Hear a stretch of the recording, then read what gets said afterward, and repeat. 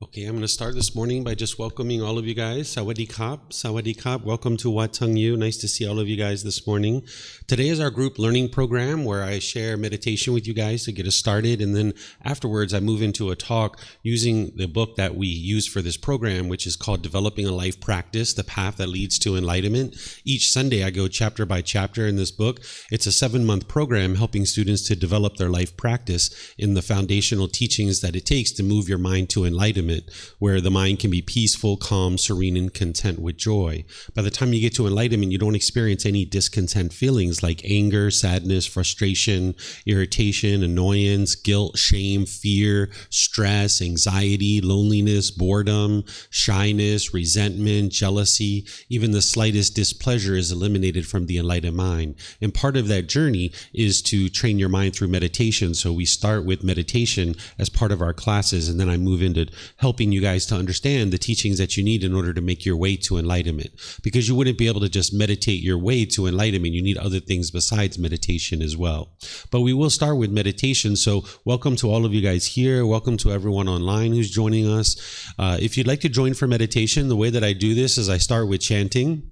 We have the chants on a laminated sheet over there on the table. If you'd like to see the chants, you'll see them in the Pali language, and there's even English translations as well. This is how we start our meditation, by easing the mind into meditation with the chanting, which helps you to get more benefit out of the meditation itself. The chanting, it's not a rite, a ritual, or a ceremony or worship. It's not prayer or anything like this. It's nothing mystical or magical. Instead, it's just helping to ease the mind into meditation. During the lifetime of the Buddha, they used chanting as a way to commit the teachings to your memory, because everything he taught was oral. So they needed something like chanting, recitation of the teachings, so that they could commit the teachings to memory and then actually practice them in day-to-day life.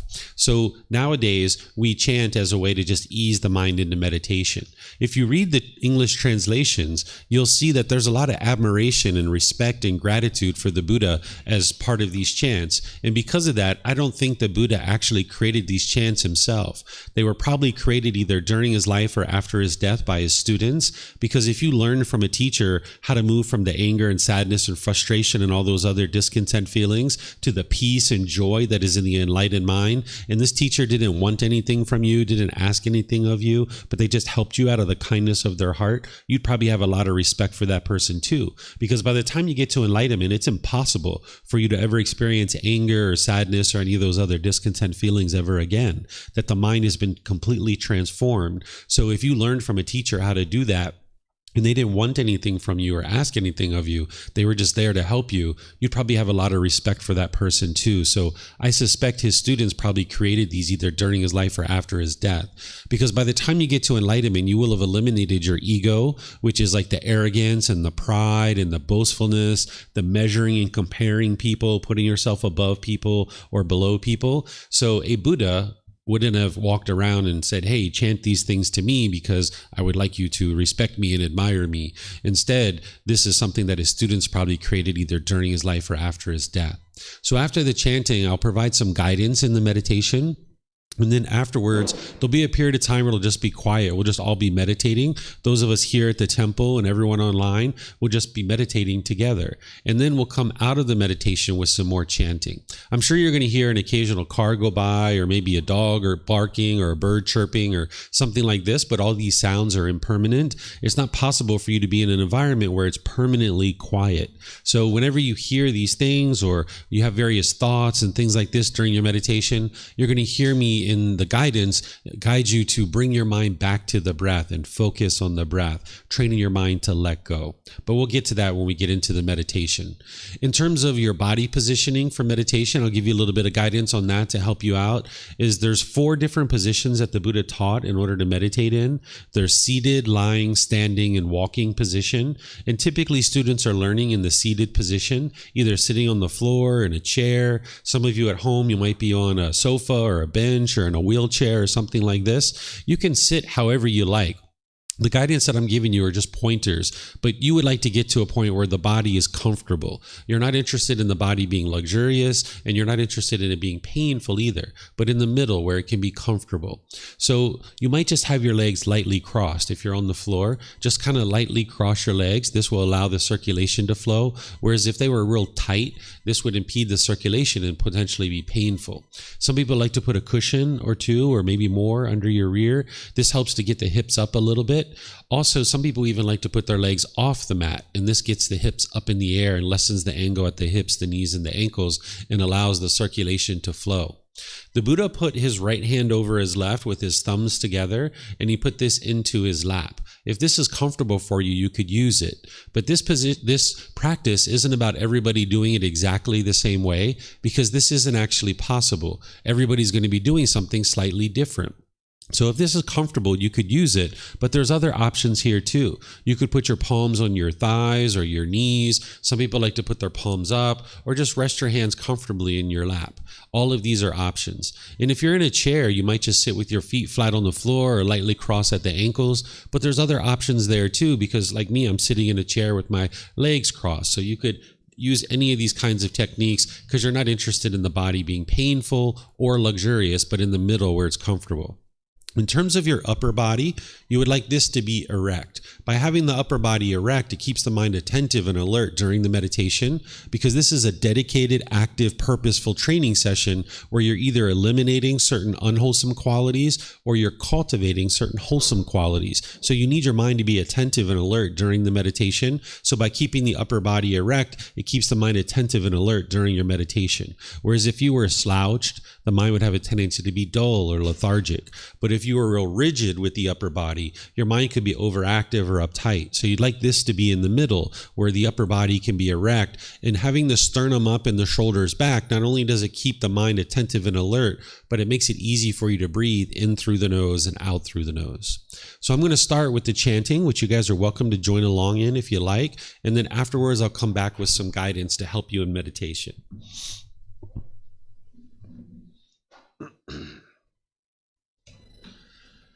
Arahang Samma Sambuddho Mahakeva Wat Tung Mahakavanhang Apivateyami Savakato Mahakavata Dhammo Dhammang Namasami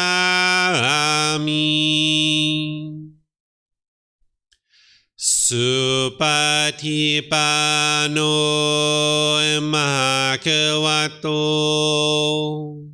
Savaka Sangho Sanghang Namami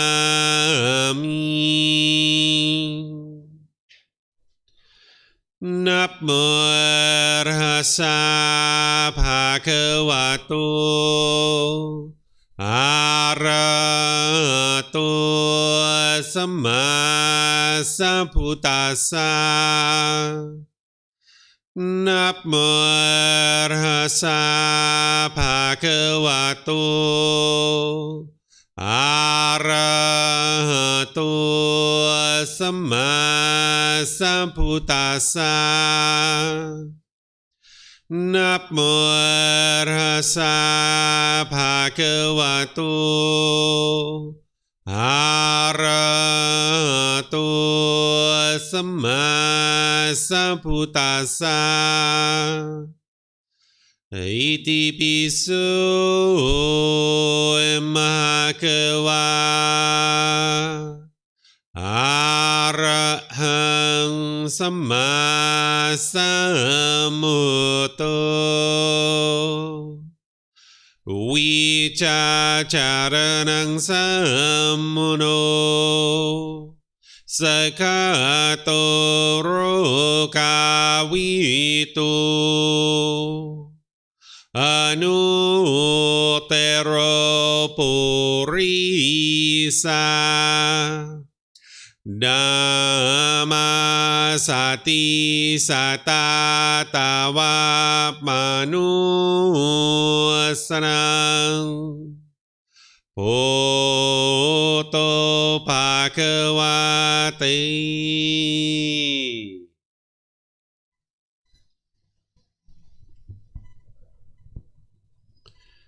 Okay, with the lower body and hands and arms comfortable, in the upper body erect, just close the eyes and start breathing in through the nose and out through the nose. Here you're just looking to establish the breath, a nice, natural, steady, consistent breath.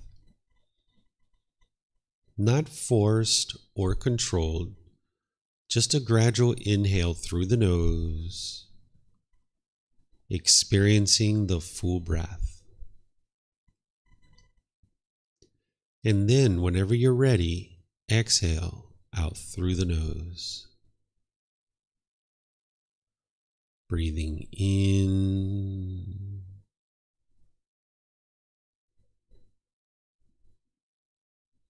and out.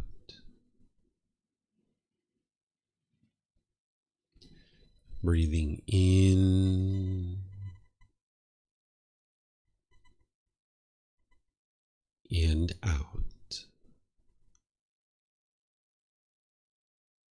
Your breath may not match up with the guidance that I'm providing, and that's okay.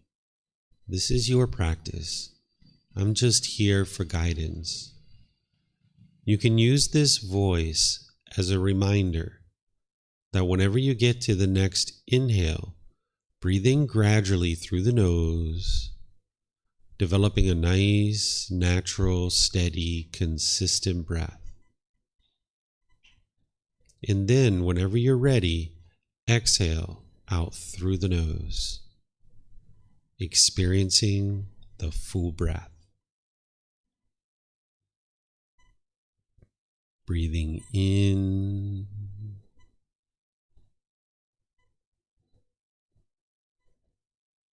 and out.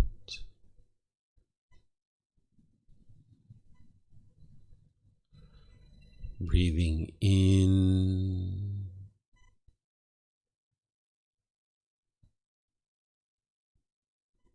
and out.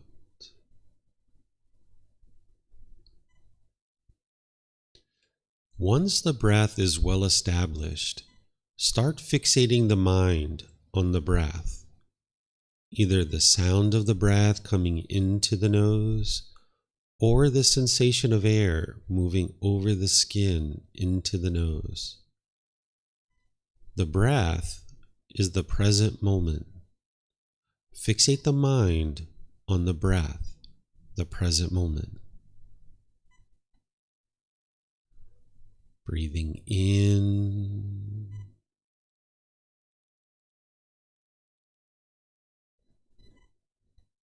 and out.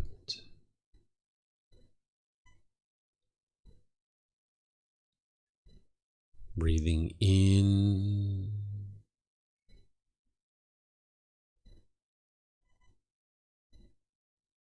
and out.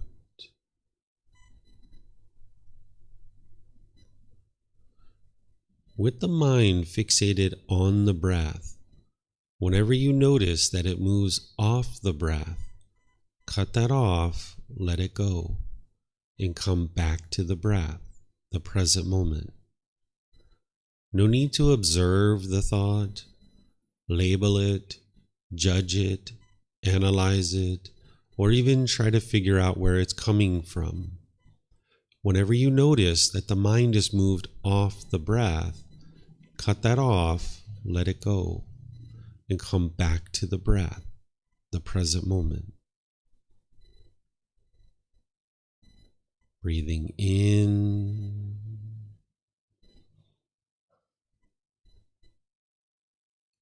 and out.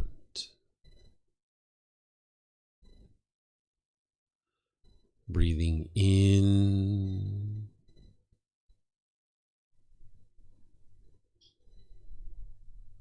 and out.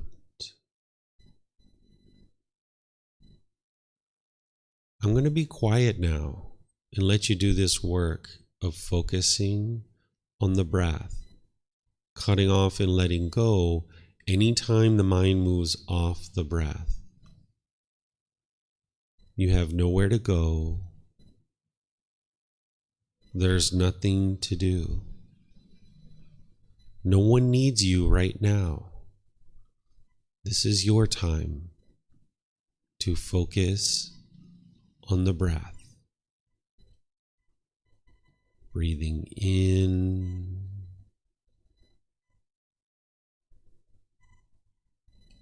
and out.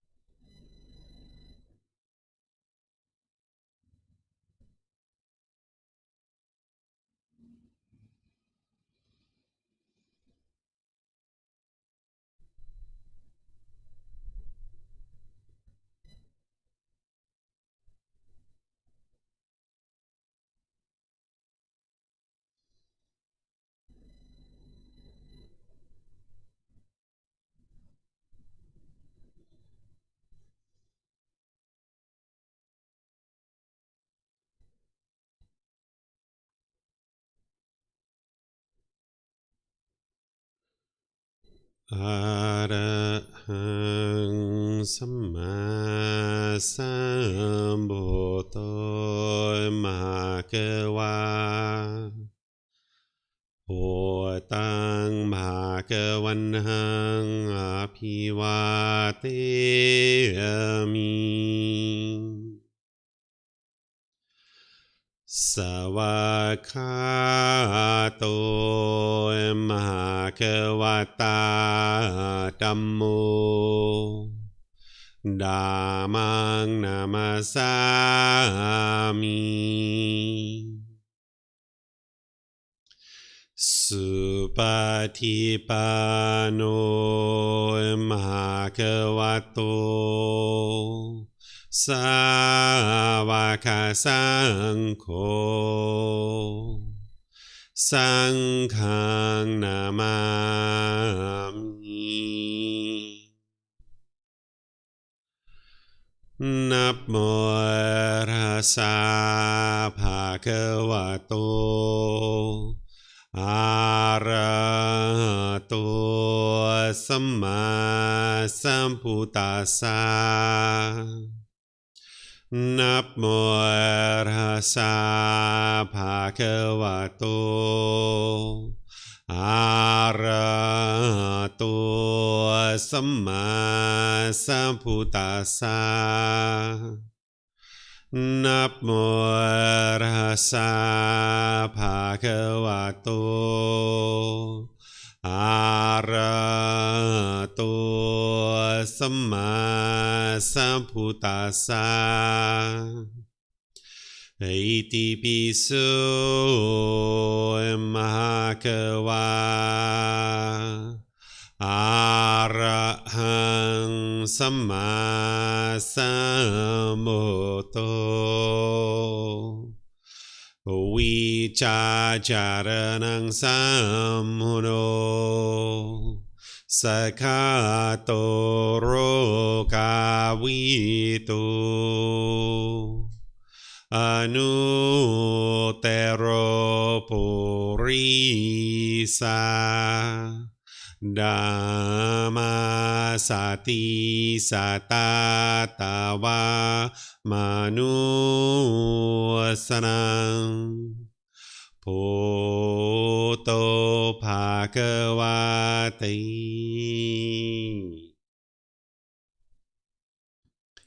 Okay, if you'd like to slowly make your way out of meditation. Once again, I'd like to welcome all of you guys here at the temple. Welcome all of you guys that are online that are joining us. Those of you that joined us since we started meditating, welcome to everyone. For those of you guys that are here for the first time, I'd like to let you know that in the back of the room, there's a bathroom that you're welcome to use at any time. It's the last door on the right. There's bathrooms outside this classroom as well. There's signs that'll take you around to the main temple bathrooms if you go outside, and you'll see those. We even have water and snacks here that are provided by our students. You're welcome to help yourself to any of this stuff if you like. What I have to share with you guys today is chapter 9 of our book, which is titled Developing a Life Practice, The Path That Leads to Enlightenment. This chapter is titled, What is Kamma and How Does It Affect Me? I'm going to help you to understand this natural law and really demystify it for you. You might have heard this natural law referred to as karma. This is another language. This is the Sanskrit language. In the original teachings of the Buddha, these are captured in the Pali language. So in that language, they use the word kamma. So people who study the original teachings of the Buddha will tend to use the word kamma instead of karma. When we talk about awakening to enlightenment, what we're talking about is acquiring wisdom. And by acquiring wisdom, your mind will awaken to this enlightened mental state. The enlightened mental state is where the mind is peaceful, calm, serene, and content with joy. You no longer experience any discontent feelings. All the anger, sadness, frustration, irritation, annoyance, guilt, shame, fear, stress, anxiety, loneliness, boredom, shyness, resentment, jealousy, even the slightest displeasure is eliminated from the enlightened mind. You'll notice you have focus, concentration, clarity, you have deep memory, your personal, professional relationships will be at ease, they will blossom, you won't be bitter and hostile and harsh in these relationships any longer. You'll be able to be polite, kind, friendly, and respectful to every single being in the world. You won't have any bitterness and hostility in your mind. You'll notice that you're not even in a bad mood anymore. Right now, you might find that hard to do because there's certain things in your mind that are inhibiting you from being able to experience that enlightened mental state. And one of the things that the Buddha is doing is helping you to awaken to this wisdom of this natural law of Kamma. The Buddha didn't teach you a bunch of beliefs, and if you believe these things, that then something good would happen when you die. He also didn't teach you a bunch of rules or commandments, and that if you follow these rules and commandments, that the world will become a better place. He's not explaining to you the way the world should be. He's explaining to you the way the world is. And by understanding the way the world is, you can navigate the world more readily, making wiser decisions. Because when you live in a world that you don't understand, you will struggle and you will have difficulties. And when you lack wisdom of natural laws, you will find it challenging to exist in this world. Just like when we were younger and we didn't understand the natural law of gravity, we struggled and we had difficulties. We fell down, we hit our elbow, we busted our knees open, we maybe broke our toys, we broke other people's things. But slowly but surely, we awoke to the wisdom of the natural law of gravity. This natural law of gravity, it's affecting us whether we're aware of it or not. When we were 1 year old, 2 years old, 3 years old, we weren't aware of the natural law of gravity, but it still affected us whether we were aware of it or not. And then when we lacked wisdom of that natural law, we struggled and we had difficulties. That's why we cried and we were upset and we were so frustrated because we didn't understand the world that we lived in. But then slowly but surely, as we aged, we started gaining wisdom of this natural law. We didn't believe in this natural law. We gained the wisdom of this natural law. We could see the truth for ourselves that it existed. And then we started making wise decisions that produced wholesome results for us. We started tying our shoes tighter. We started looking at the surface of the sidewalk as we walked down the street. We started making improved decisions, which led to wholesome results or wholesome Kamma. Because now with the wisdom, we're able to make wise decisions that lead to wholesome results. When we lack wisdom of natural laws, we will tend to make unwise decisions and we will experience unwholesome results or unwholesome Kamma. So now with our wisdom of the natural law of gravity, we can climb ladders, we can ride bicycles, we can get on airplanes, we can fly all over the world because we have wisdom of this natural law and we no longer struggle with it any longer because our mind has fully awoke to the wisdom of this natural law of gravity. So what the Buddha is doing in his teachings, no matter what it is that he's teaching you, he's helping you to see this natural law of Kamma more and more clearly. When you see this natural law of Kamma more and more clearly, then you can navigate the world without struggles and without difficulties because you understand certain causes or certain actions that lead to certain effects or certain results. And what I'm going to do with you today is I'm going to expose you to this natural law, talking about it and helping you to demystify it so that you understand what it is. And remember that you're not interested in believing anything that I share with you. Don't believe anything about the natural law of Kamma, but instead you can learn it, you can investigate it and examine it. You can reflect on it to independently verify it, that it's true. And then you can start practicing and making wiser decisions that lead to wholesome results. As we go through our class today, you're welcome to ask any and all questions that you like. Whether you're here at the temple or you're online, you can ask questions. For those of you guys that are here at the temple, if you'd like to ask questions, we have microphones here in the white bowl in front of the camera.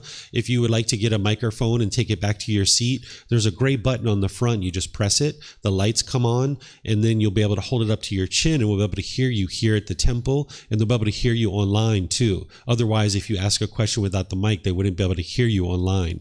For those of you guys that are online, you can ask questions by putting it into Facebook, YouTube, or Zoom. In the comment section, I'll be able to see that and answer your question for you. And then if you're in Zoom, you can electronically raise your hand and ask any questions by just opening up your microphone, and we'll be able to hear you here at the temple, and they'll be able to hear you through the live stream as well.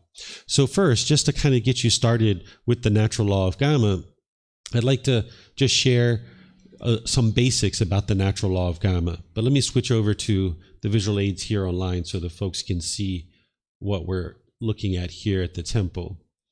So this natural law of Kamma is functioning at all times in every moment. Whether you're aware of it or not, it's functioning all the time. And everything that the Buddha taught in one way or another is coming back to this natural law.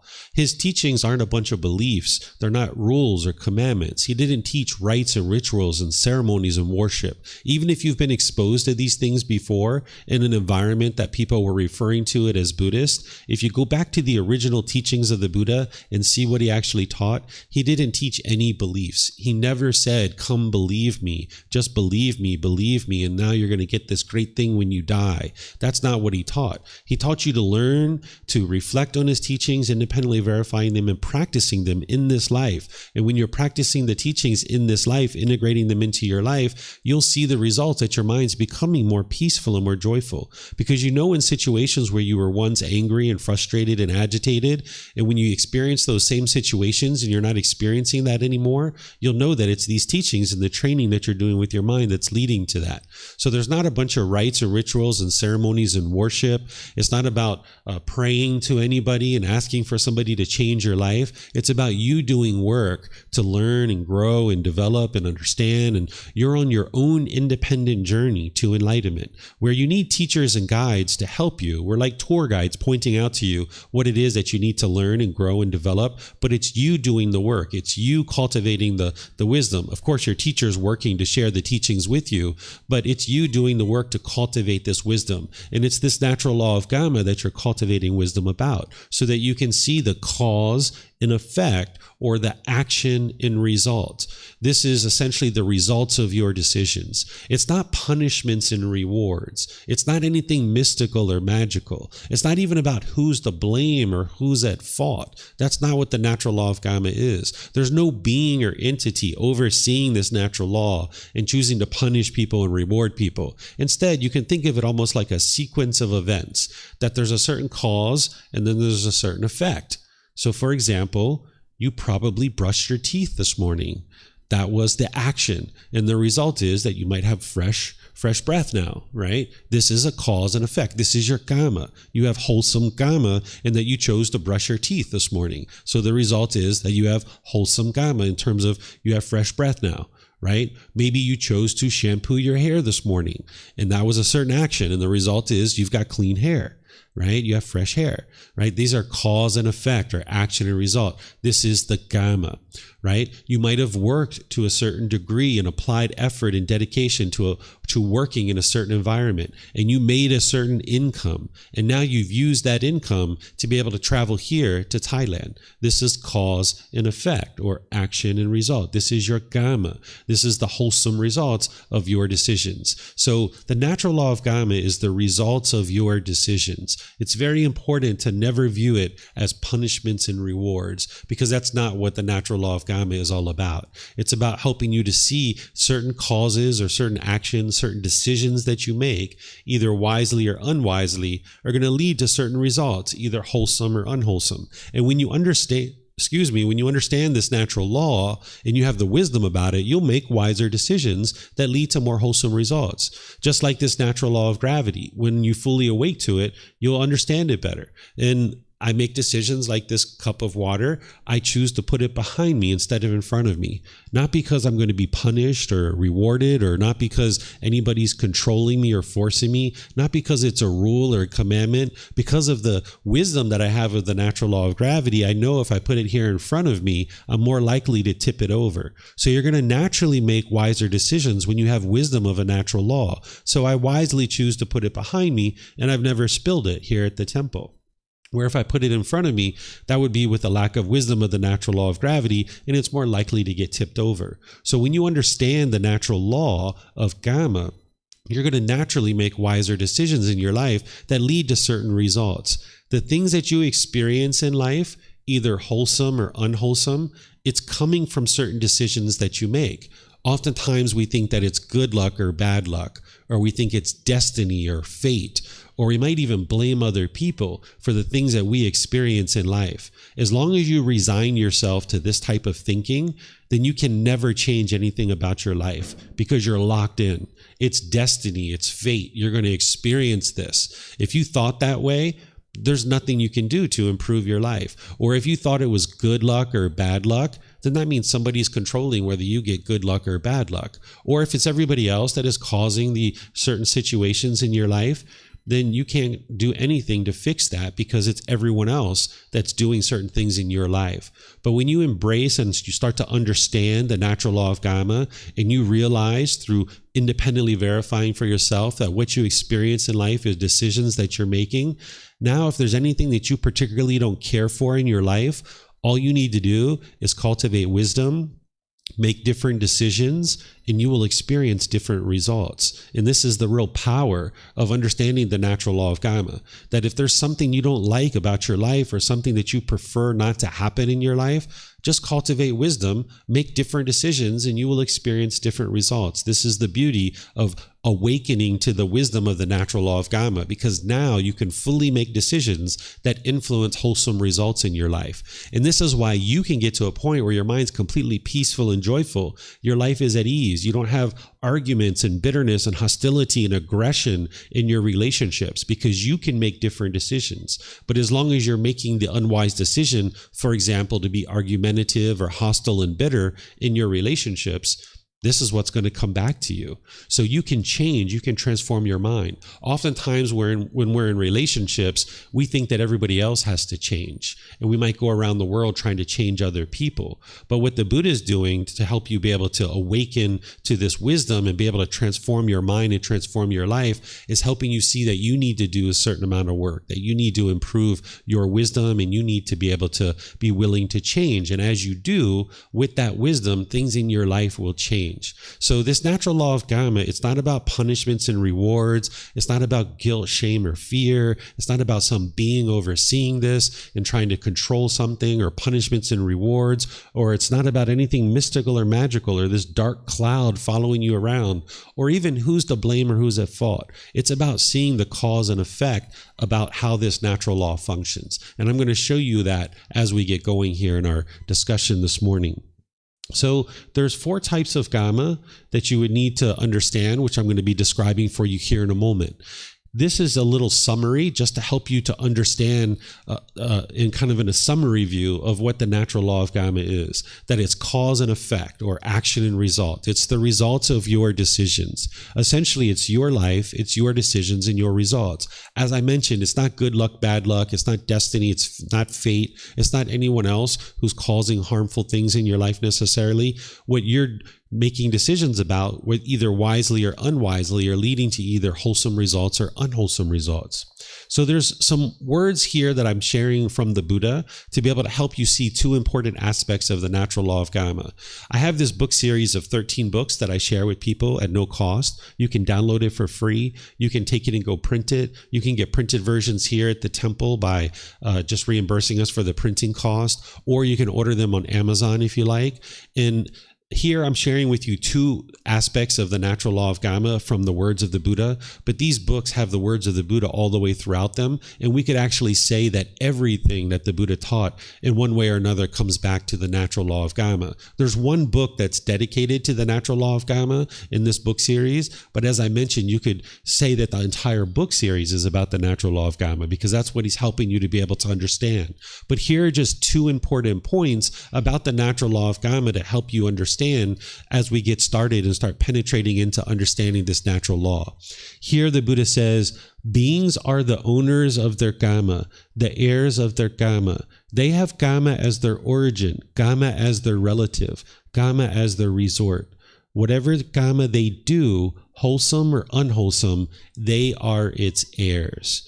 What he's saying here is you're the one who produces your own Kamma. You can't produce Kamma for anyone else. Sometimes I hear in common language someone says, oh, don't give me your bad Kamma, or don't give me your unwholesome Kamma.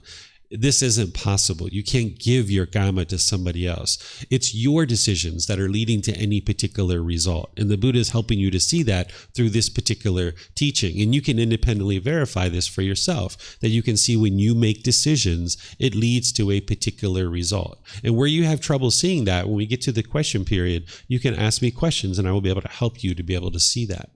Then he says, the result of Kamma, I say, is threefold: to be experienced in this very life, or in the next rebirth, or on some subsequent occasion. What he's saying here is you can't run and hide from your Kamma. Any decisions you make, either wisely or unwisely, are going to produce wholesome or unwholesome Kamma, and you can't run and hide from that. You're going to experience it either in this life, a future life or some subsequent occasion.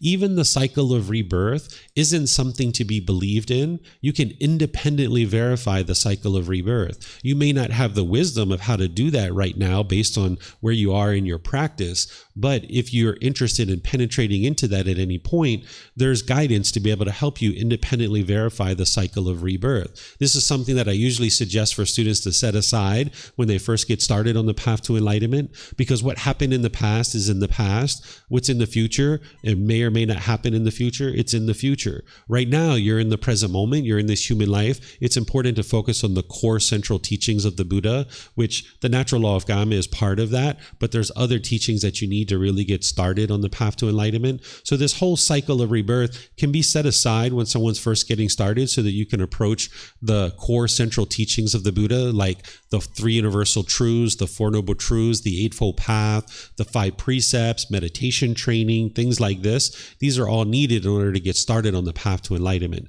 So the cycle of rebirth can be independently verified, but it's usually something you approach later, like maybe a year and a half, 2 years into your journey. But sometimes people will like to talk about that right at the beginning, which you're more than welcome to do that. And I can guide you to the resources that I share to be able to help you learn how to independently verify that you're in this constant cycle over and over and over and over again.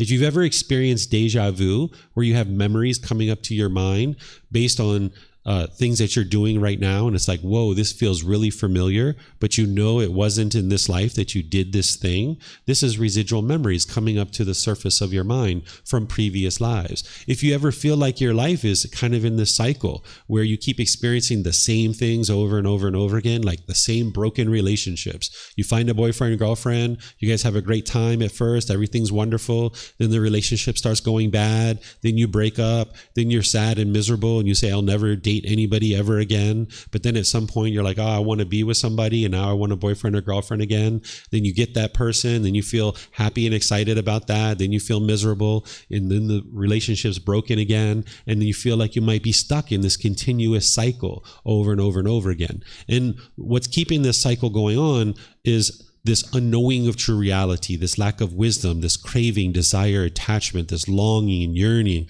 this anger and bitterness and hostility. And awakening to the natural law of Kamma will help you to break that cycle, because you'll be able to cultivate wisdom. So this natural law of Kamma, it's affecting you in this life. And if an individual is reborn into future lives, anything that you do, either wisely or unwisely, that's producing wholesome or unwholesome Kamma, you're going to experience it in this life, the next life, or some future life. That's what the Buddha means when he says on some subsequent occasion. That's some future life beyond the next life. Okay, so these are 2 important points that you come to understand as you're starting to penetrate into the cycle of rebirth, that only you can create Kamma for yourself, and you can't run and hide from it. So the very next thing that a wise person might come to is, well, if I'm creating all my own Kamma and I can't run and hide from the unwholesome results of my decisions, well, let me learn about this natural law so that I can understand it and navigate it better. So that's what I'm going to share with you now, are the 4 types of Kamma. Wholesome Kamma and unwholesome Kamma, and then old Kamma and new Kamma. What wholesome Kamma is any decisions that you make that are harmless. That when you're making decisions in the world and you're not harming other beings, this is going to produce wholesome Kamma, because you're making harmless decisions. And the Buddha helps you to be able to see what kinds of decisions are harmful and harmless. Right? So when you're killing, when you're stealing, when you're having sexual misconduct, when you're lying, when you're taking intoxicants, this is all causing harm. So this is why you're going to experience the unwholesome Kamma. Because when you're making harmful decisions, this is what's going to produce the unwholesome Kamma, or the unwholesome results of your decisions. When you're making wise decisions that are harmless, you're not harming other beings, this is going to produce wholesome results, or wholesome Kamma. When you're making harmful decisions where you're harming other beings, this is going to produce unwholesome results, or unwholesome Kamma. So this word Kamma, if it translated to just one English word, I would just use that. But it doesn't, so that's why we need to use all these different words to help you understand it. But if you were to boil it down, what it's really referring to is the results of your decisions. So there's either unwholesome results of your decisions, or there's wholesome results of your decisions. Whether you're making decisions wisely that are harmless, or whether you're making decisions unwisely that are harmful. So these are the first two types of kamma that you need to understand: wholesome kamma and unwholesome kamma. Then there's something called old kamma and new kamma. What old kamma is any decisions you've made in the past that you're experiencing the results of now, right now at this present moment. There's certain decisions you've made in the past, either wisely or unwisely, that you're now experiencing the results of right now. And when I say the past, I mean in this life or in some previous life. You're experiencing the results of that now in this life and right in this present moment. But then in the present moment, you're making certain decisions that are producing new kamma. What new kamma is any decisions you're making now in the present moment that's going to lead to results in the future. So let me give you an example of this. Let's just say 3 years ago, you filled out a government form to report your income to the government. And because of the income that you're reporting, they're going to now tax you and assess a certain tax. And let's just say you lied on a tax form 3 years ago.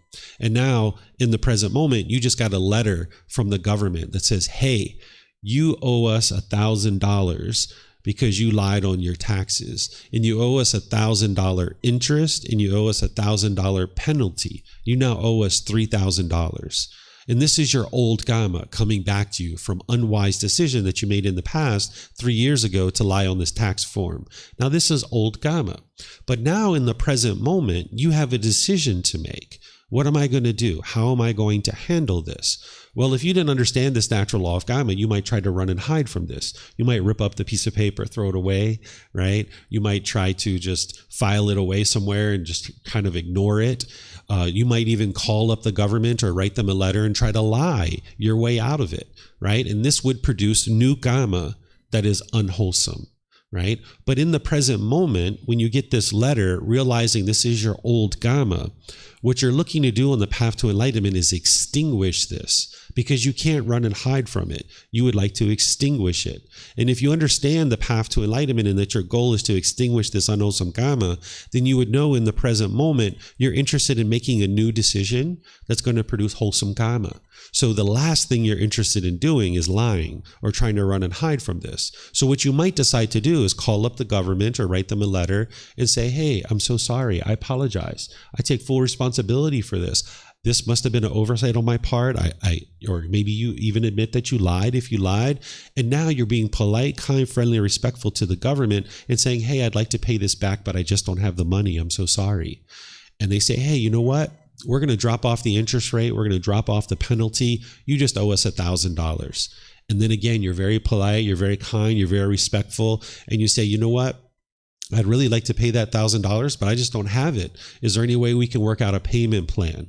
And they might work out a payment plan for you to be able to pay it over time, because you're being polite, kind, friendly, respectful, because you're not lying, because you're taking responsibility for this. In the present moment, you're producing new wholesome kamma.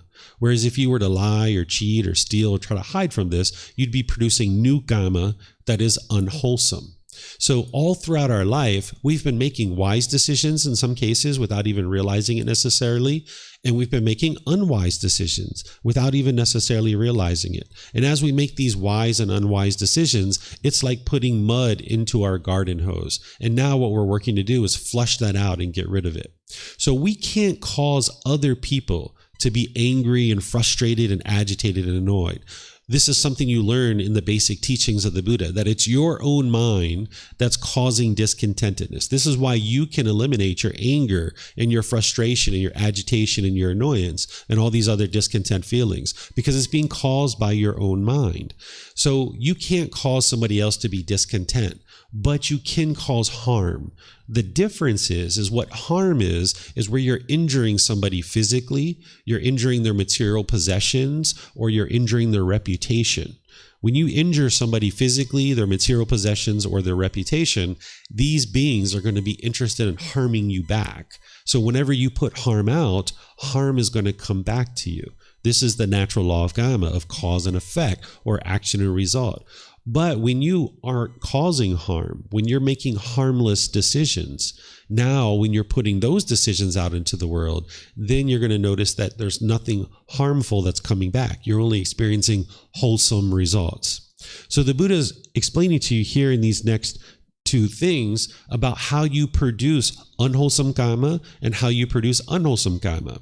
I'm referred to it earlier as harmful decisions and harmless decisions. The harmless decisions are producing wholesome kamma, and the harmful decisions are producing unwholesome kamma. But last week, we studied the three poisons, or the three unwholesome roots, or the three fires. We talked about craving, anger, and ignorance. These are the pollutions of the mind from a high level that the Buddha discovered, helping you to understand what's motivating unskillful conduct in your life. And whenever you're making decisions in an unskillful way, in an unwise way, through craving, anger, and ignorance, it's going to produce unwholesome results or unwholesome kamma. Here you can see the words of the Buddha where he's explaining that. What craving, desire, attachment is, this is longing and yearning. This is like an unquenchable thirst. This is like your selfish desires. The mind is longing, yearning, wanting things to be a certain way. And if the mind gets what it wants, you get pleasant feelings. You get happy, excited, elated, thrill, euphoria. But if you don't get what you want, you get painful feelings like anger, sadness, frustration, irritation, annoyance, guilt, shame, fear, stress, anxiety. So when you have craving, desire, attachment in your mind, you're going to typically make decisions based on your own self-interest, your own selfish desires. And that's why it's leading to unwholesome results, because it's causing harm. And then if you don't get what you want, then there can be this anger that arises in your mind. Maybe now you're being bitter and harsh and hostile to your parents or to your friends or your coworkers or your life partner or your children. Maybe it's like an animal showing its teeth, growling and roaring and thinking that you're going to fear this other person to do things your way. So when your anger is arising, your agitation, your annoyance, your frustration, you might become bitter and harsh and hostile or aggressive with other people. And that's going to come out through your intentions, your speech, and your actions. So when you're making decisions through your anger, it's going to produce unwholesome results or unwholesome kamma, because you're now harming through your anger. And this is why when you've been bitter, harsh, and hostile with people, they might choose to leave out of your life. They don't want to be around it, right? So this is the unwholesome results. You might have had relationships broken. You might have lost money. You might have broken certain possessions when you were angry and so frustrated. You might have broken things. These are the unwholesome results of the decisions that you're making. And this is coming from the mind. And where all that is coming from, where the craving and anger is coming from this third unwholesome root, or this third poison, which is often translated as ignorance, but I use a knowing of true reality, because this word ignorance is like a derogatory word, and an enlightened being doesn't talk in a derogatory way. So the Buddha wouldn't refer to you as being ignorant or stupid or foolish, even though sometimes people translate his words that way. That's not how an enlightened being speaks. So we can think about this third one as the unknowing of true reality, or a lack of wisdom, or confusion, or misunderstanding, or misperception, that the unenlightened mind just doesn't understand what it doesn't understand. It lacks wisdom. Just like with the natural law of gravity, when we lacked wisdom, we made unwise decisions. We fell down, we hurt ourselves. It's the same thing when you lack wisdom of the natural laws of existence that the Buddha taught. You will tend to make decisions based in craving, anger, and this ignorance, or this unknowing of true reality, and therefore it's going to produce unwholesome results for you. But you can transform your mind. And I taught this last week. I taught how to transform your mind away from craving, anger, and ignorance to the three wholesome roots, which is generosity, loving kindness, and wisdom. When you're making decisions through when you're making decisions through generosity, loving kindness, and wisdom, it's going to produce wholesome results, because the generosity is the exact opposite of craving. Craving is your selfish desires, holding on to things, wanting things to be a certain way, wanting things to be pleasing for yourself. What generosity is to live open-handedly, where you're giving and sharing with others. And this is going to produce wholesome results, or wholesome kamma. Then loving kindness is the exact opposite of anger. Loving kindness is a genuine interest in seeing all beings be well. active goodwill towards all beings. Where you have anger and bitterness and hostility and animosity and resentfulness in your mind, you're going to make unwise decisions. Your behavior is going to be unskillful and it's going to produce unwholesome results. But when you're practicing loving kindness, which is a genuine interest in seeing all beings be well, active goodwill towards all beings, this is only going to produce wholesome results for you.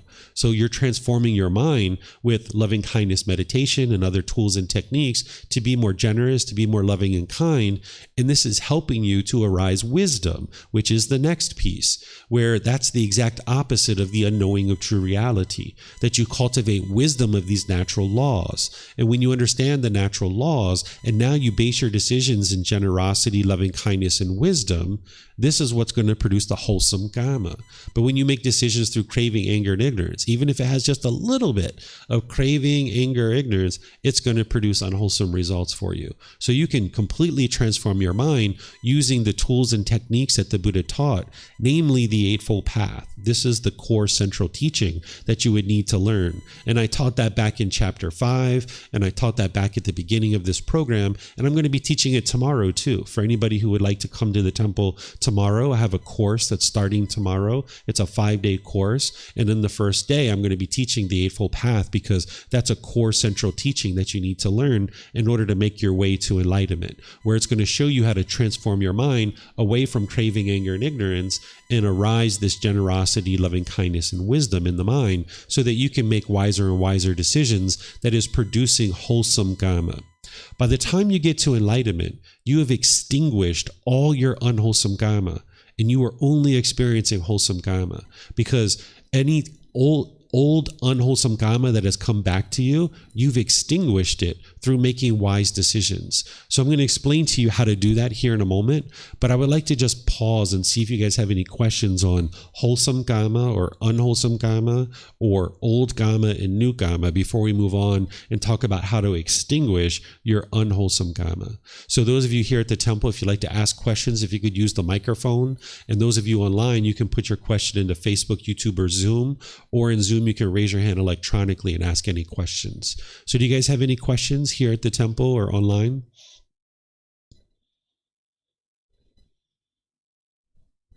Okay, looks like Junko has a question.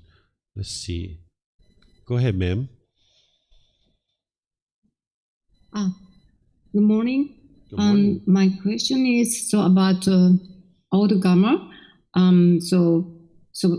Sometimes the people get a disease, the difficult disease, and then so they might struggle to cure the disease. And then, for example, cancer.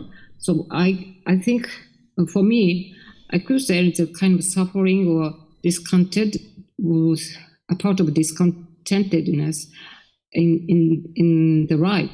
But I wonder. So even though the disease might come from the old Kamma, I wonder. So, but even though those people who got a difficult disease, and then they could create the new Kamma from even in those situations.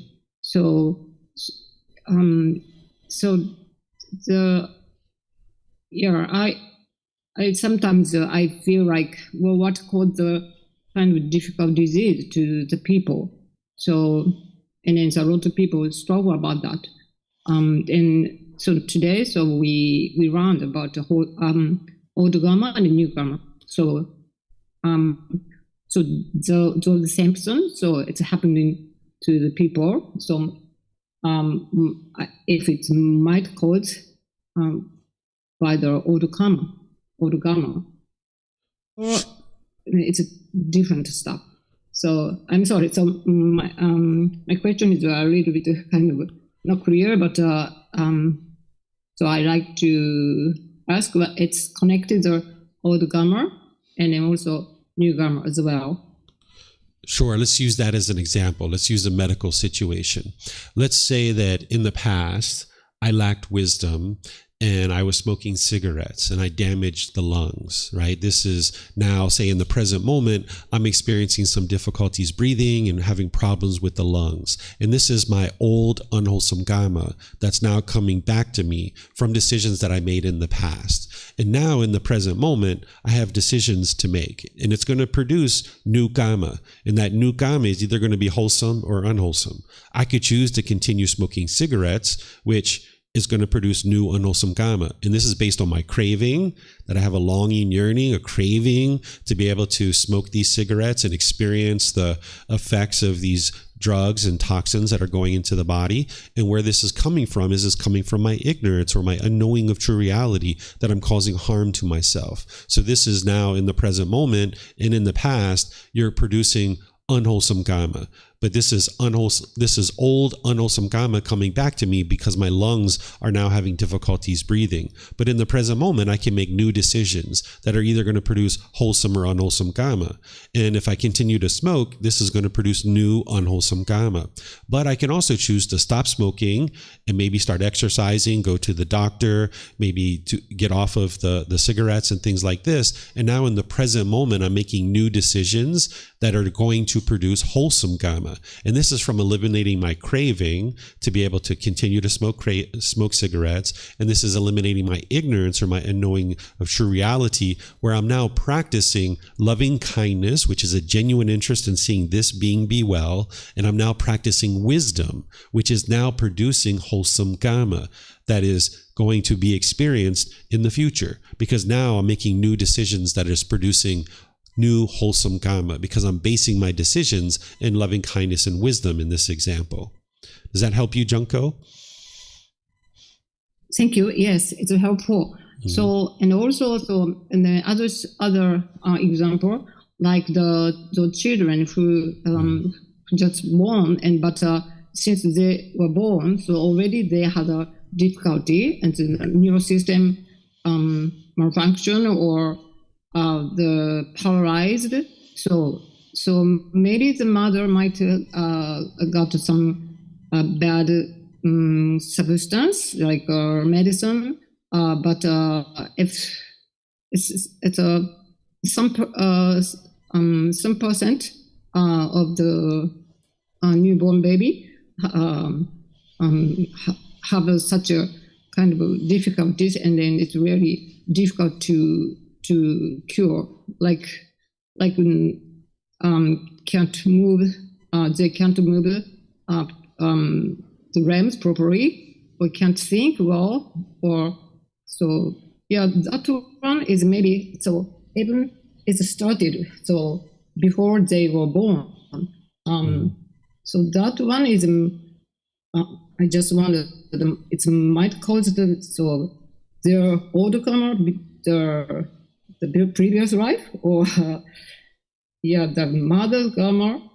I'm sorry. If I think about that, it's very weird. But so I just thought those people might connect the old karma. So, but from previous life, or the mother's is connected, or all of stuff. I'm sorry. So. The cancer stuff. So the person really smokes cigarette a lot, and then so as a result they might got cancer. But those children, so already they are lot of kind of difficulty. Just so maybe even before coming to the world. So. How about those situation or symptoms? Okay, so let's take that example. Let's take a young child, say 2 or 3 years old, that's having a terminal illness, okay?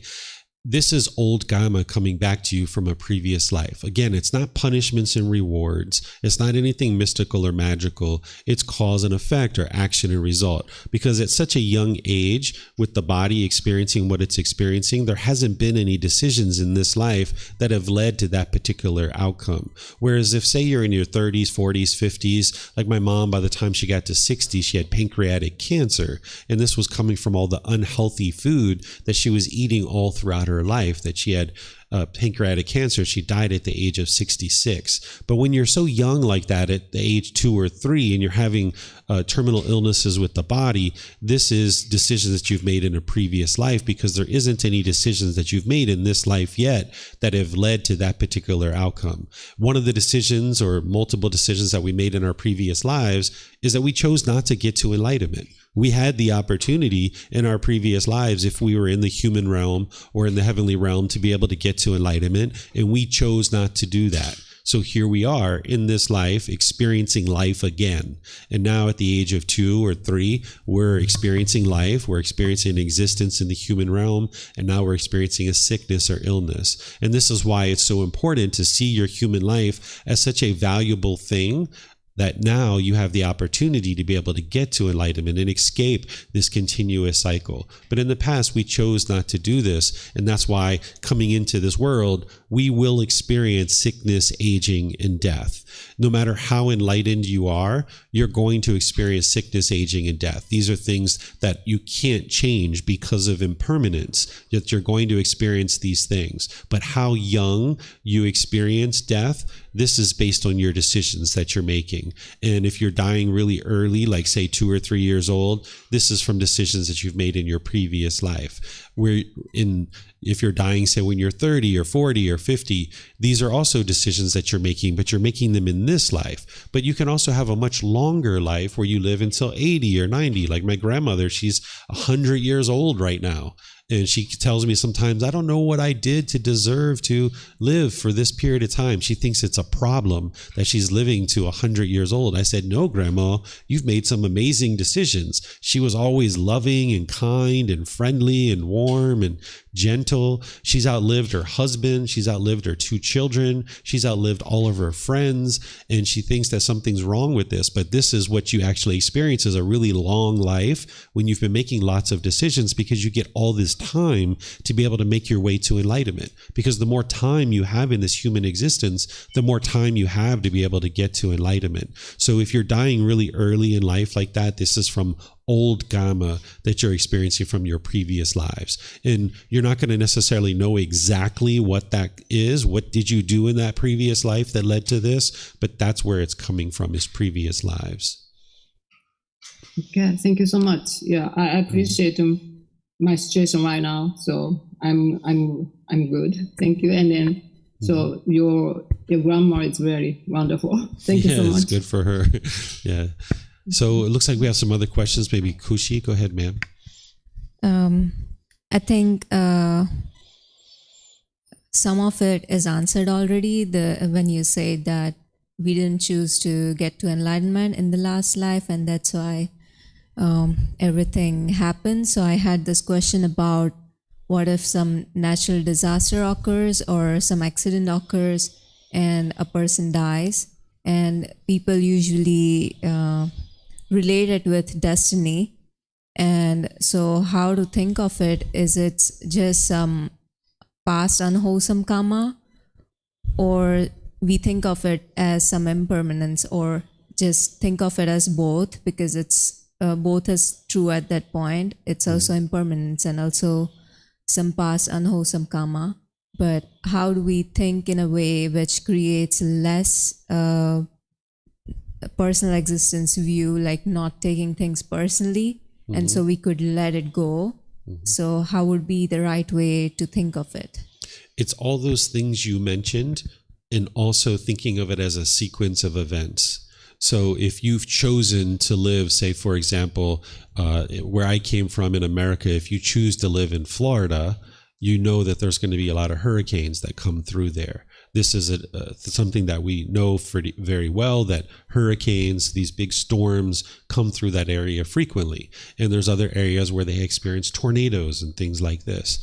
And if you die in that hurricane, that's from the choice that you made to live in that particular area. You're now living, say, on the coast of this particular country, and it's potentially damaging the sea and the environment. And now this storm is coming in and the harm is coming back to you based on your choice. But it's not punishments and rewards. It's a sequence of events, because you could choose to live somewhere else too, but someone doesn't choose to do that. They choose to live in that area. So now not only are you potentially going to die from this hurricane, but also people who live in that area pay very high insurance on their houses because of the choice to live in that area. And people are just really attracted to that area because of the beaches and the sunshine and the weather and things like this. So because of their choice to live there, they're now experiencing the results of those decisions, a sequence of events, as opposed to punishments and rewards.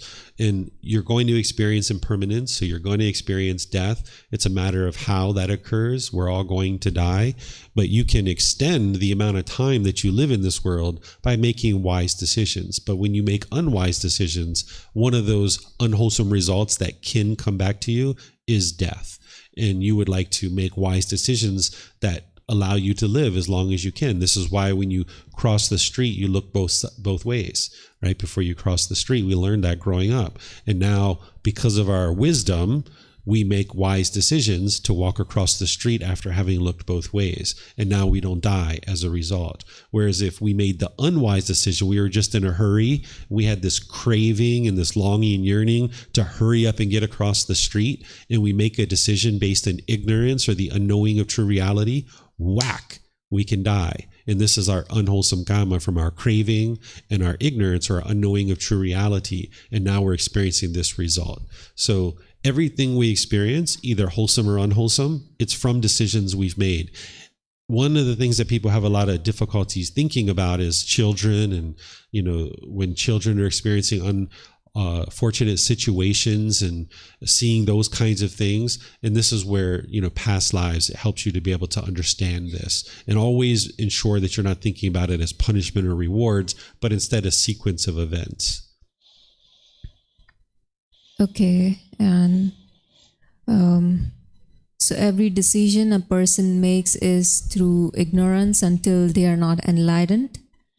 Not every decision. So it's not black and white. So if we make wise decisions, even in an unenlightened state, then we are going to experience good results out of it. Right. So what you're doing is you're gradually bringing down your craving, anger, and ignorance as you're getting closer and closer to enlightenment, and you're gradually increasing your generosity, loving kindness, and wisdom. And there'll be decisions along the way that you're making based in generosity, loving kindness, and wisdom. Even before you're on the path to enlightenment, there's certain wise decisions that you're making that are producing wholesome results. But it's just that you still have some pollutions in the mind as long as the mind is unenlightened and you're still making unwise decisions. It's not possible to snap your fingers and instantly transform your mind, but let's just say it was. Let's just say you could snap your fingers, instantly get rid of the 3 poisons, and instantly have generosity, loving kindness, and wisdom in your mind. If you were able to do that, even though you can't, you're still going to experience unwholesome results coming back to you. So if there was like a line in the sand and it's like, okay, from this point forward, I don't have any pollutions in my mind any longer, and I'm only making wise decisions, you're still going to experience a few years of unwholesome results coming back to you because of the unwise decisions you made in the past. You've got to extinguish this unwholesome kamma. That's the thing that I'm going to talk to you about next, of how to extinguish this unwholesome kamma that's coming back to you. Because as you're bringing down your craving, anger, and ignorance, and you're bringing up your generosity, loving kindness, and wisdom, you'd like to make more and more decisions with your generosity, loving kindness, and wisdom, but you're experiencing this unwholesome results coming back to you. And that's going to happen for multiple years before you fully extinguish it. Okay, so does enlightened being still experience unwholesome kamma? Nope, they've completely extinguished it. But they're still experiencing sickness, aging, and death, loss, and destruction. These are the 5 unattainable things. No matter how enlightened you are, you're still going to experience these 5 things. Sickness, aging, death, loss, like you're going to lose things, and you're going to have things that are destroyed, certain material possessions, because this is all impermanence. You can't, when you're enlightened, you can't stop impermanence. You're still living in an impermanent world, but your mind is just no longer affected by it because you don't crave permanence. Should I do? Okay, and one more question. When Buddha was telling earlier, on some subsequent occasion, we get this result of the karma. Is he talking about future next lives or something else? Yeah, he's talking from like the future life beyond the next one. So it's either this life, the next life, or some life beyond that. You're going to experience the results of those decisions. Okay, thank you very much. You're welcome. Rex, you have a question? Yeah, now I have a new question. I'll wait until you discuss further about the extinguishment of Kamma. Speak about soon. But so those 5 unavoidable events that everyone's going to experience in their life, those aren't necessarily tied to Kamma.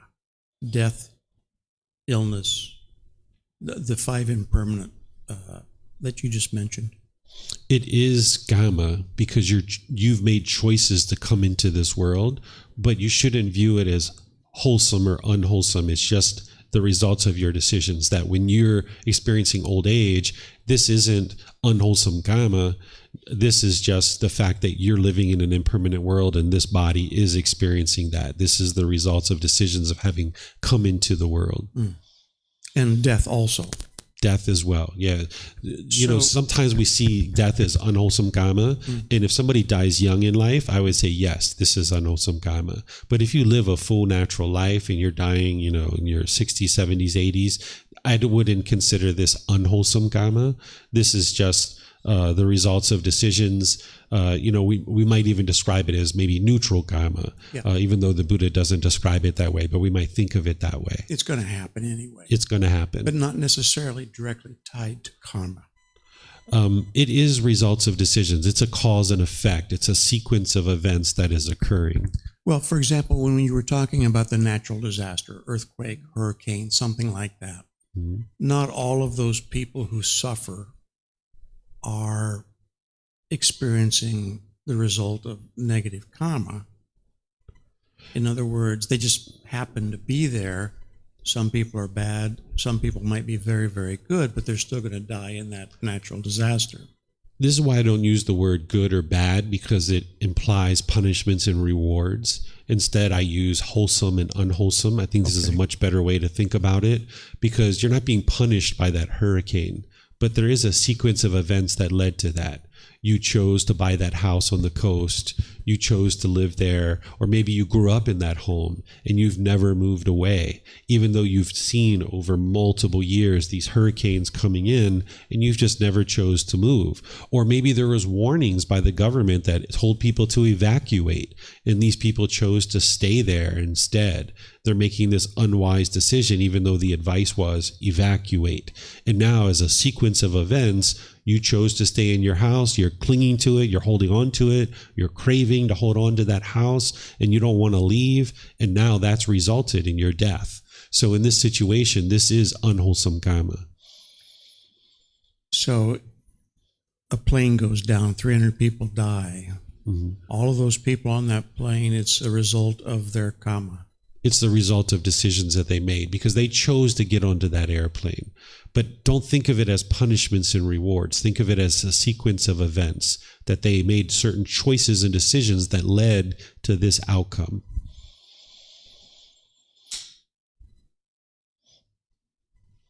Oftentimes the mind wants to think of it as punishments and rewards, and this is where it gets hung up.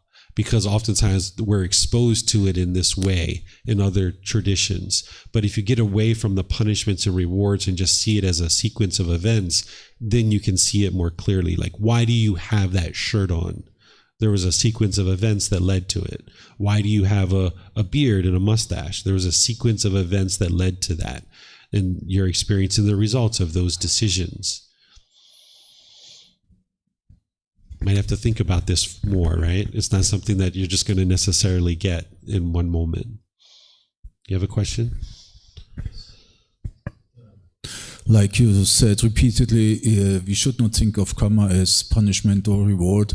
Does it also mean that there is no punishment and reward at all in Buddhism? Because in quite a few Buddhist teachings I found that there are also heaven and hell, or even heavens and hells. Or I could ask also in a different way, like let's say I have in my past hurt someone badly. Will I suffer the same amount of suffering which I caused this person, or will it be less or more, possibly?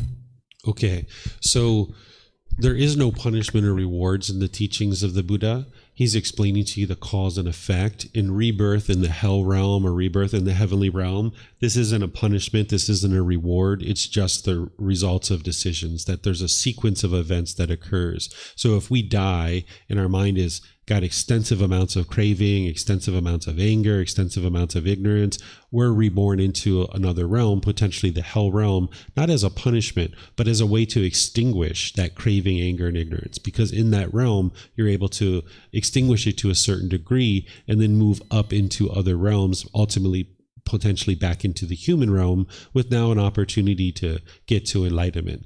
So the goal of the teachings of the Buddha isn't about rebirth. The goal is to get to enlightenment, extinguishing the craving, anger, and ignorance so that you can then experience the peace and joy. And you'll know that you're doing that in this life because you see the condition of the mind gradually improving. So there's no punishments and rewards anywhere in the teachings of the Buddha. It's about training your mind, getting to enlightenment in this life, and then there won't be a rebirth into a future life. There was a second part to your question that I wasn't sure that I answered. Yes, like let's say I have harmed someone. Yes. Okay. Will I be harmed in the same way or less or more? Is there any saying of the Buddha about that question? Not necessarily. You will experience the results of your decisions, but it's not necessarily going to be exactly in the same way that you've put out. And so I can give you the analogy that the Buddha shares. There's two teachings that target this particular thing. The first thing the Buddha shares is that the exact result of your decisions is undiscernible, that you shouldn't try to speculate and figure out exactly the results of your decisions. So for example, say I stepped on somebody's toe intentionally. To be able to say, well, exactly what's going to happen is someone's going to step on your toe, right? The Buddha says it's undiscernible. It's either going to lead to madness or frustration. So while you need to learn about the natural law of Kamma, you need to learn about the wisdom and the causes that lead to certain effects, either wholesome or unwholesome. He shares that if you were to try to figure out the exact result of Kamma, it would lead to madness or frustration. So in discerning it, like sometimes people ask me, they say, I killed a horse when I was 16 years old. Does that mean I'm going to get killed, at some point? That's the thing that the Buddha says. You can't speculate to that level of detail. It's either going to lead to madness or frustration. The other thing that he talks about is this simile of a lump of salt, where he shares that different decisions affect different people differently. And he gives this analogy of a lump of salt. And he says, if there's this bowl of water and you put a lump of salt in that bowl of water, is the bowl of water still drinkable? And the answer is no, it's not drinkable because it's this huge lump of salt. But if you put that lump of salt in a river, is the water still drinkable? Yeah, it's still drinkable because there's a massive amount of water and there's just a little bit of salt. So the water is representing the wholesome decisions, the wise decisions you've made during your lifetime. Whereas if you only have a little bit of wholesomeness in your life, that lump of salt is going to affect you differently than if there's somebody who has a lot of wholesomeness. And we can see this play out. Like, say, for example, you've been committing lots of crimes. You've been robbing and stealing and doing all these kinds of things. When you go in front of a judge, the experience that you're going to have is you're going to get a lot more effect, where somebody committing that same exact crime, maybe they stole something, someone else who is their first time ever being in trouble, they've never had an issue before, they're going to experience that same exact thing differently because they have a lot more wholesomeness in their life. So you can see that certain decisions are going to affect different people differently. It's not going to be exactly the same for everybody. Okay. So let me just check online. All right. So now I'm going to move on to sharing with you guys how to extinguish your unwholesome Kamma. So it's the eightfold path which you need to learn and grow and develop, which is going to extinguish your unwholesome Kamma through learning the wisdom section, the moral conduct, and the mental discipline, which are 8 individual factors. It goes right view, right intention, right speech, right action, right livelihood, right effort, right mindfulness, and right concentration. Where when you learn this and you dial it in closer and closer, you're going to be making wiser and wiser decisions in your life. So now in the present moment, you're making wiser and wiser decisions that are producing new wholesome Kamma. When we don't understand the natural laws, when we don't understand the eightfold path, we're going to be making new decisions that is producing new unwholesome Kamma. So it's by making decisions based in the eightfold path that's going to produce new wholesome Kamma. But when you lack wisdom of the eightfold path, you're not going to be able to do that.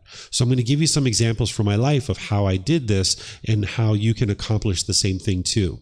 So in the past, I didn't know the eightfold path. I didn't understand it. I didn't practice it. So therefore, I was making a certain amount of unwise decisions, just like all of you, right? We make unwise decisions. So I'll give you an example with my wife, that when we met, of course, I was polite and friendly, respectful to a certain degree, that she was attracted to being with me. But then at different times in our relationship, I would be grumpy, I'd be irritable, I'd be nasty, I'd maybe be a little bit hostile or bitter or harsh or aggressive here and there. And over time of having done this, more and more, she was being hostile and bitter and harsh with me.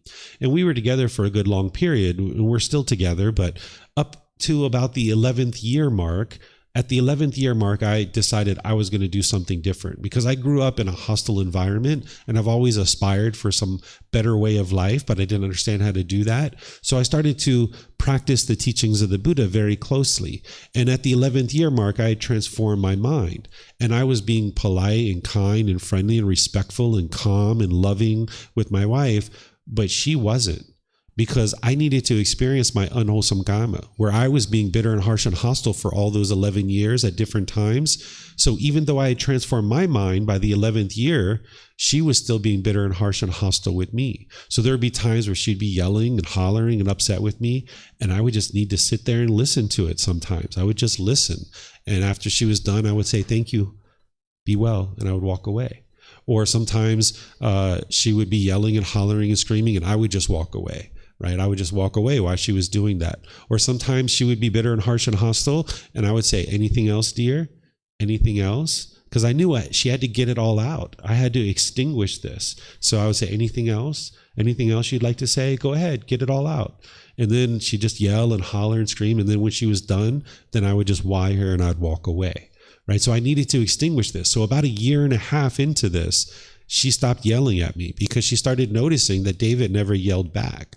Where in the past, if she would pick up this rubber ball of anger and throw it around, I would pick up the rubber ball of anger too, and I would throw it around. Probably like you, if your parents or your brothers or siblings maybe pick up this anger and they throw it around, maybe you throw it right back at them. But this is just going to keep the rubber ball of anger bouncing around. So I had to do something different.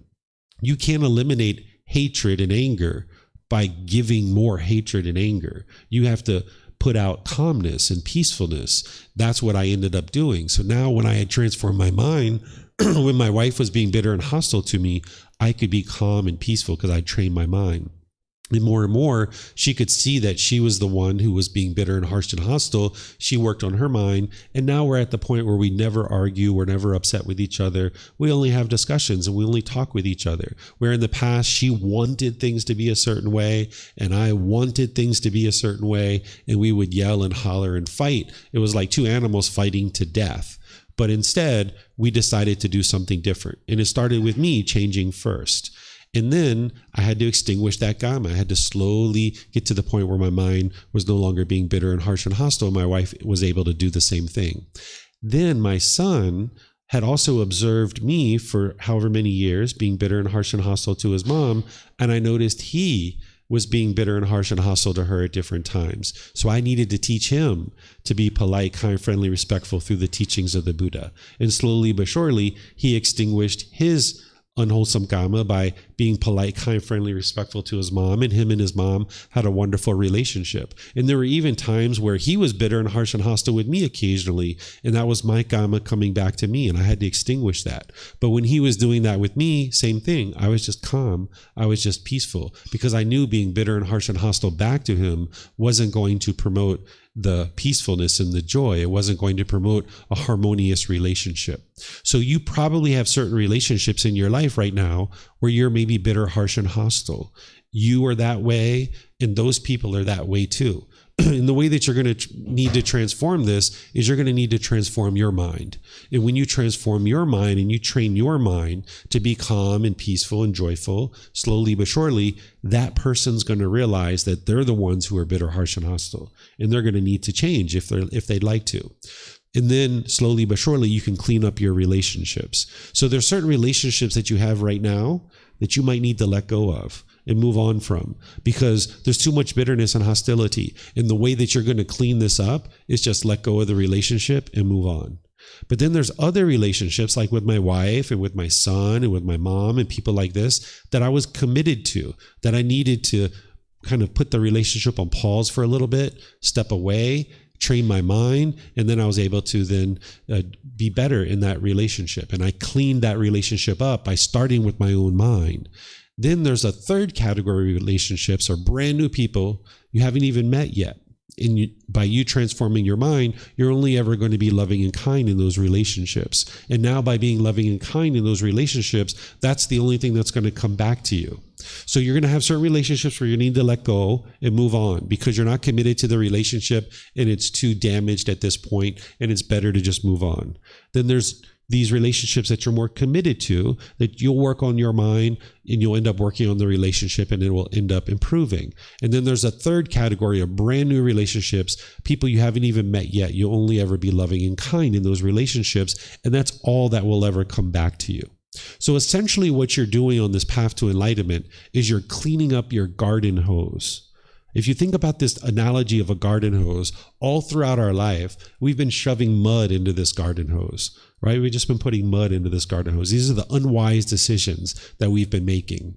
But then at some point, maybe you get to the point like I was, where I was tired of putting mud into the garden hose. And this garden hose only was having mud come out of it. So I decided to hook this garden hose up to the faucet and open up the faucet and put clean water into the garden hose, put wise decisions into my life. Well, as I was putting this clean water into the garden hose, it spit mud for a while. For a good long while, it spit mud. But every once in a while, I'd see this clean water coming out. But then it would spit some more mud. And then I'd see some clean water. And then it would spit some more mud. But eventually, more and more clean water kept coming out of this garden hose because I was putting more and more clean water into this garden hose. I was putting wise decisions into my life, like learning the teachings of the Buddha, like training the mind with meditation, like being calm and gentle and peaceful to the people around me, to making wise decisions to practice generosity, loving kindness, and wisdom.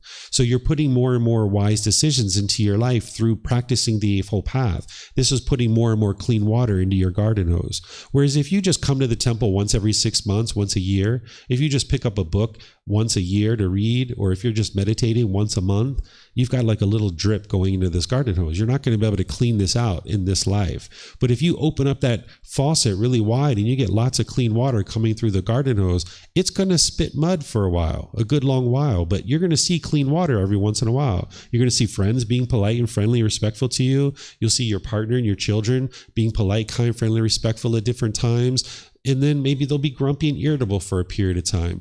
Slowly but surely, you'll transform your mind. They'll be able to transform their mind. And you'll see that this garden hose will completely flush out all the mud, and you'll have nothing but clean water coming out. And that's ultimately what you would like to get to. And that's just going to take time of you cultivating wisdom about the Eightfold Path and putting more and more wise decisions into your garden hose to flush out this mud. Okay, so this is how you clean up your life, is by cleaning up your decision making, cleaning up the wisdom so that you can cultivate wisdom in your mind, make wiser decisions in your life, and this is what's going to produce better results in your life. And this is why it's important not to resign yourself to thinking that what you experience is destiny or fate or good luck or bad luck, because in those situations, you're locked in. right? And if it's everybody else that's causing the problems in your life, you can't do anything to change it. So there were times where I really wanted to change my wife, or I really wanted to change my mom, and I was working so hard to change them. But I was still being bitter and harsh and hostile, so it's not going to fix anything. So you need to change your own mind first. And this is oftentimes very challenging for people. They're not interested in hearing that you have to do the work. Oftentimes we want to blame other people, or we want to believe our way to some beneficial result. You can't believe your way to a beneficial result, and you can't change other people. You can only change your own mind, and that's going to be challenging enough. But this is how you get real results in your life, is by focusing on training your own mind. So this is how you clean up your life, is through practicing the Eightfold Path. And if you'd like to learn that, I'm going to be teaching it tomorrow. And then the last thing that I'll talk about in relationship to the natural law of Kamma is laws of society. Sometimes when people hear me talk about the laws of society, they'll say, hold on a second, David. There was this big case on the news. There was this murderer who had a bloody footprint at the crime scene. They found the murder weapon inside his bedroom or her bedroom. There was blood all over the car. They went to court and they were found not guilty. Didn't they escape their Kamma? Didn't they run and hide from their Kamma? And the answer is no. They haven't ran and hide from anything. That they're still experiencing the results of those decisions. You might not be there, and you might not understand the natural law of Kamma close enough to be able to see the results that they're experiencing. But going to court and being found guilty or not guilty that's not the only Kamma that you have. There is Kamma that is associated with being arrested and going to jail. That's all Kamma, but that's not the only Kamma. That is the laws of society. That is human laws, whereas human beings, we create laws and we try to administer and enforce them, but we can't administer and enforce them fairly and equally, even though we should continue to aspire to do that, because human beings are prone to error and human beings have craving, anger, and ignorance in their mind. They're going to administer the laws of society unfairly in some cases, right? But they haven't escaped the Kamma, because the Kamma, the natural law of Kamma, is functioning at all times, and it's working perfectly, and it's affecting all of us, whether we're aware of it or not. So going to jail isn't the only thing that is Kamma.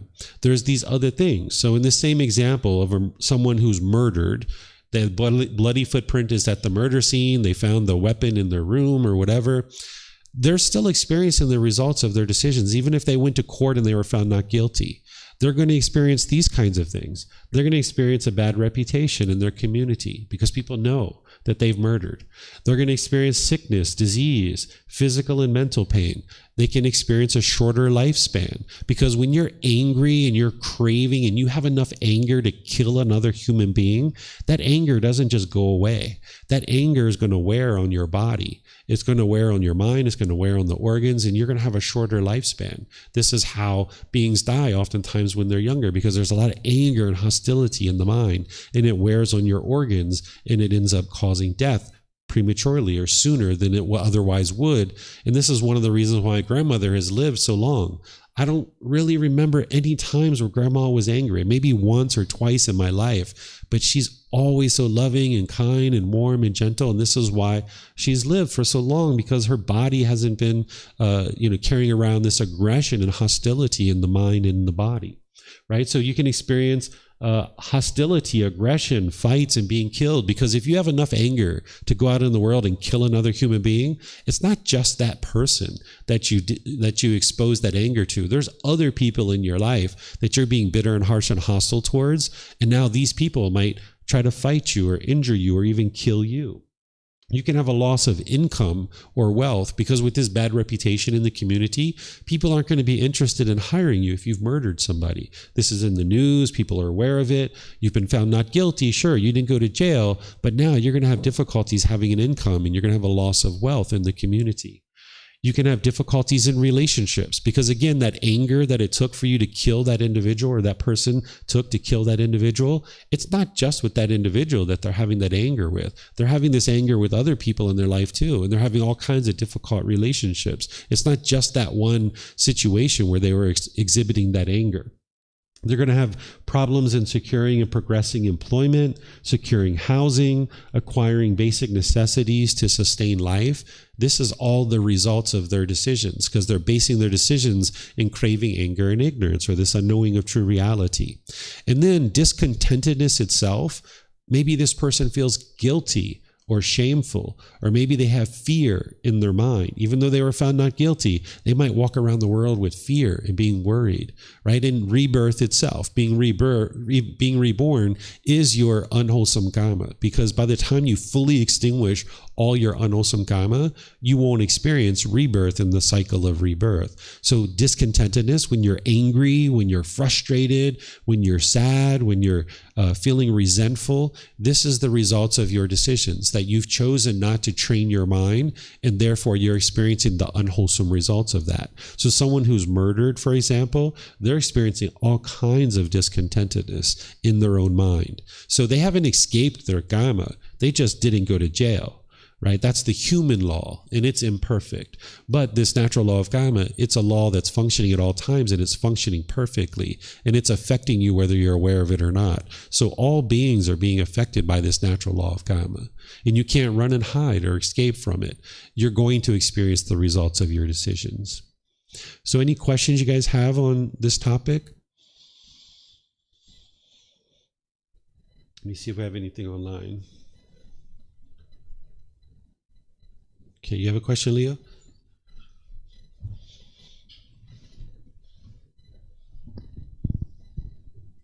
Just a small one.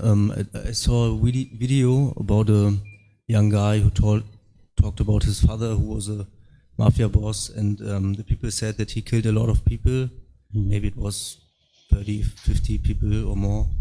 But the law never got him because of that, but because of other things he did. So he went maybe his half-life in prison. So I think this is bad karma. But he got really old, 104. So it doesn't mean that because he killed so many people that he has a shorter lifespan, or what do you think about that? It's not applying in all cases, right? Because like the lump of salt, the thing that I talked about here, it's not going to, just because you've killed 30 people doesn't mean you're absolutely going to have a shorter lifespan, because it's the lump of salt that each action is going to affect individual beings differently and slightly differently, right? So you can experience a shorter lifespan. That's why I said these are possibilities. I didn't say that, this is absolutely what's going to happen. So you can't talk in absolutes, because that would be permanence. If every single person who murdered, say, 30 people absolutely died early, this would be permanence. But we understand the universal truth of impermanence, and this natural law is affecting all of us, whether we're aware of it or not, but it's affecting us slightly differently, right? Depending on the amount of wholesomeness that we've generated through our wise decisions, we're then going to experience the unwholesome kamma differently, depending on how much wholesomeness we've produced at our previous lives and even in this life too. You have a question, Poon? I think it's already on. Hello. So there are people around the world who make money, a lot of money, by running casinos. Well, they also like to contribute to the society by making a lot of donations, building hospitals, schools, libraries, in universities. So this way, can they cancel out their unwholesome karma? Assuming gambling destroy a lot of families, maybe thousands of families, by, producing 1 billionaire. Yeah. So you can't think about it. Yeah, you can't really cancel it out. You're still going to experience the results of any unwise decisions that you make. But what those people are trying to do is they're trying to build as much, I don't know if they have awareness of the natural law of kamma, probably. They're trying to produce as much wholesomeness as possible, so this unwholesome thing that they're doing has less and less effect. They're trying to essentially accumulate as much water as possible so that this lump of salt doesn't have as much of an effect. It's not canceling it out. You're still going to experience the results of those unwise decisions, but the more wholesomeness that you generate, it'll have less of an effect because you've created so much wholesomeness. Yep.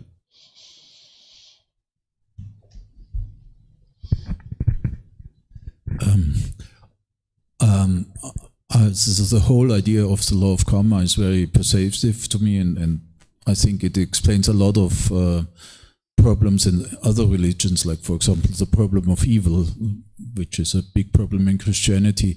But still, I have a few questions. Like, for example, when you think of the history of mankind, it seems that in different eras there were different kinds of suffering. Like in earlier times, there was, for example, poverty or disease or cruelty, much more than nowadays, it seems. Whereas nowadays, for example, people greatly suffer from depression. And do you think the law of karma is somehow able to explain these differences in different eras? Yeah, definitely, because as humanity goes forward, we're evolving. Our species is becoming wiser and wiser and wiser, and this is the result of decisions that we're making as individuals, but as a collective species. And as we're becoming wiser and wiser and wiser, beings that are coming into the world are experiencing less sickness or disease, and they're living for longer periods of time. But also, we're understanding the mind less and less and less, and the natural laws around us. We're having a lot more craving, a lot more anger, a lot more ignorance about these natural laws. So therefore, that's why the depression and these kinds of things are coming in, that it's not a physical disorder that's causing the depression. It's actually the pollution of the mind that the Buddha is teaching you to eradicate, that is ultimately producing this sadness and this depression that is being experienced. And you can eradicate those causes and conditions that are leading to something like a depression or some of these other things that today people think are a medical issue. It's actually just an untrained mind. And with more wisdom, people can evolve past those feelings and emotions and the things that they're being plagued with, based on living during a time that people don't have wisdom of these natural laws. So you do think that people are less wise today than they were earlier? In terms of these natural laws, I would say yes, that we have a lot more craving nowadays. We have a lot more things to crave. Like, let's just say 500 years ago, we didn't have all the devices and all the modern conveniences that we have now to be able to crave. That now, with an extensive amount of craving, the mind is experiencing a lot more up and down and up and down, where people still experience sadness and frustration and agitation in the past, but they didn't have as much craving, I would say, in the past, because there wasn't as many things to crave. And that's one of the benefits, even though we oftentimes look at poverty as a detriment. One of the positives of poverty is that you really don't have many things to be attached to. This is where you can actually, as a person who has less resources, you can actually potentially get to enlightenment more easily than someone who's very rich and very wealthy and has an extensive amount of material possessions. There's more for your mind to grab onto and be attached to. And it doesn't mean you can't have possessions and actually get to enlightenment. It just means that there's more things for your mind to potentially grab onto. So therefore, there's more things you have to let go of in order to get to enlightenment. But when you're poor, you yearn for food or satisfaction, material satisfaction, much more than when you're well off, aren't you? Not necessarily.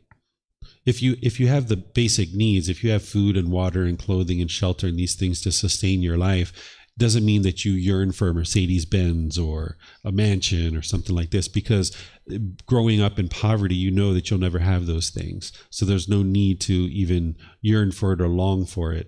But that doesn't mean that everybody in poverty is thinking that way. There's obviously people who are in poverty that wish they were in a mansion, or they wish they had a private airplane or something like this. So anybody can crave anything. But what I'm just sharing here is that oftentimes in the past, when there wasn't as many material possessions and we didn't have as much wealth as we have in the world today, that the mind was more stable because there wasn't as much extensive cravings, where now we have so many things and so many objects around us that there's more for the mind to grab onto.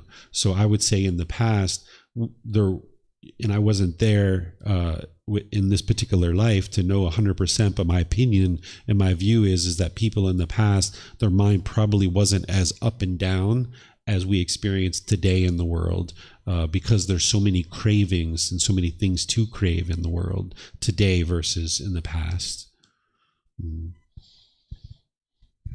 Okay, so I don't see any other questions anywhere. So what I'll do is just thank all of you guys for joining. Thank you for your questions. Thank you for your interest to learn the teachings of the Buddha.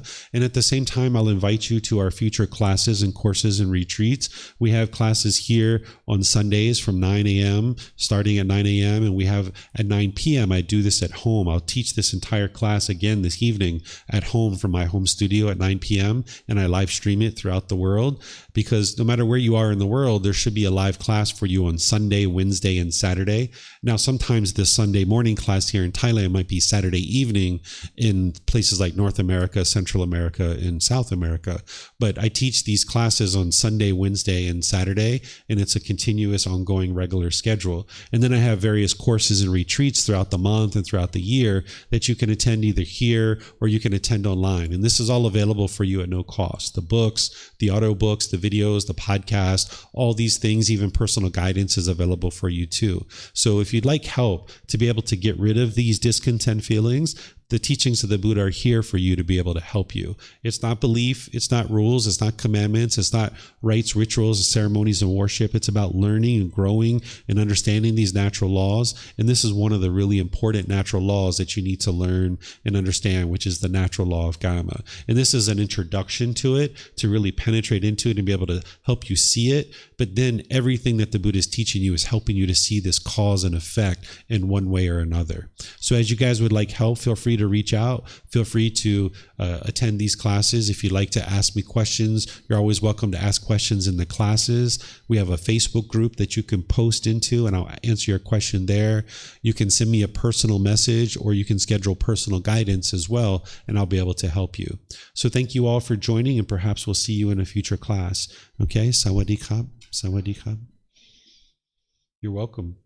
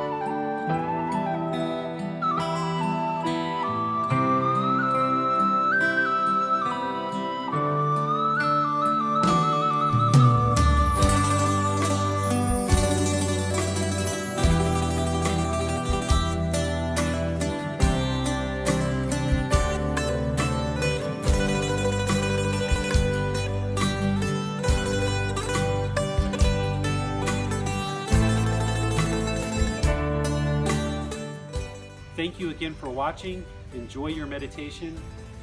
Look forward to seeing you online and answering any questions that you might have. Thank you so much.